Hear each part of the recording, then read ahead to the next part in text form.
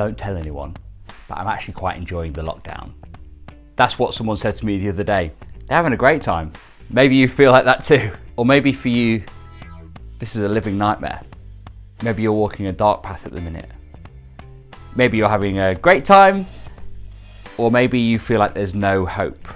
So, is there no hope? Or can you know hope?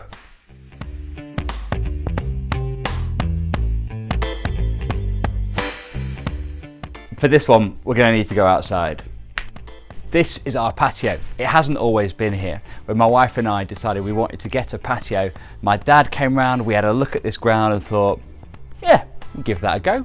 How hard can it be? I mean, we just dig up a little bit of grass, lay a few slabs down, patio, right? Well, with the intervention of my wife and my mother, we did get a professional to come and do it.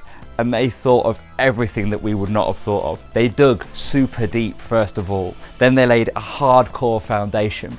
Then they put sand and cement on top and sunk the slabs level into them. Safe to say, the patio is still here. If it had been me and my dad, maybe not. So there's this ancient story of these two builders.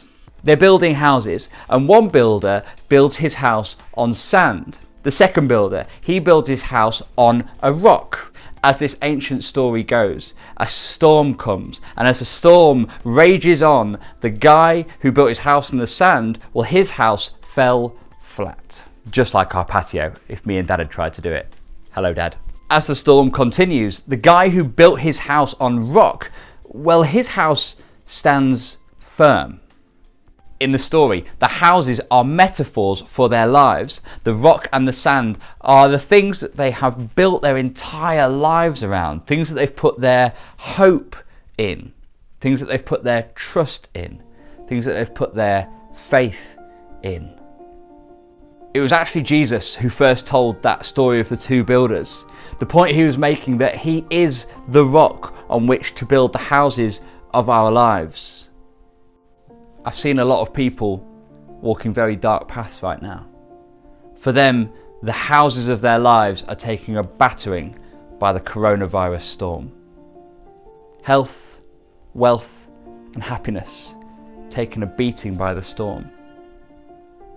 Now, it doesn't mean that putting your hope in Jesus and building your life around Jesus means that your health and wealth and happiness are going to be always fantastic and stay intact despite the storm when it comes. That is not the point Jesus is making. But when those storms come, if not now, then at some point in the future, when our health, wealth, and happiness fall over, actually your core life and your hope remain firm, remain rock solid, and do not fall over, because they are built on someone who is rock solid, someone who is consistent, someone who will not let you down.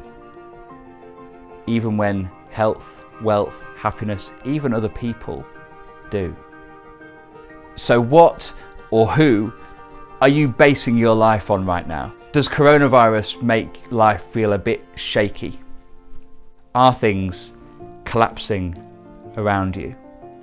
You got to look into the claims of the person who said he was the rock. Was he legit? Was he who he said he was? Will you look into those claims? Is there no hope? Or can you know hope?